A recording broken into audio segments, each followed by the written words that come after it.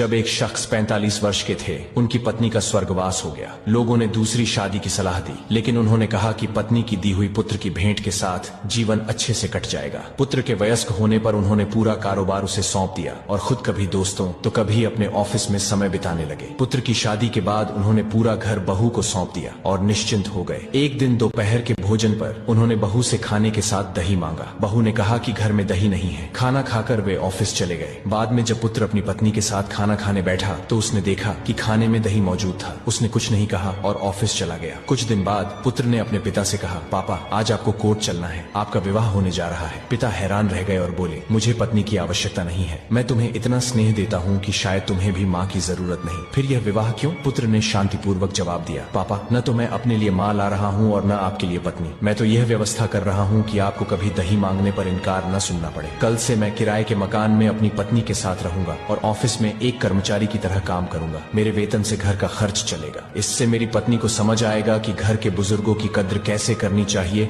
और उनकी भावनाओं का आदर करना कितना जरूरी है। दोस्तों, माता पिता हमारे जीवन के आधार हैं। उनके सम्मान और देखभाल में कोई कमी नहीं होनी चाहिए। जिस प्रकार वे अपना संपूर्ण जीवन हमारे लिए समर्पित करते हैं, उसी तरह हमारी भी जिम्मेदारी है कि उनके मान सम्मान और आवश्यकताओं का ध्यान रखें। छोटे छोटे जेस्चर्स में उनकी खुशी और हमारी परिपक्वता झलकती है।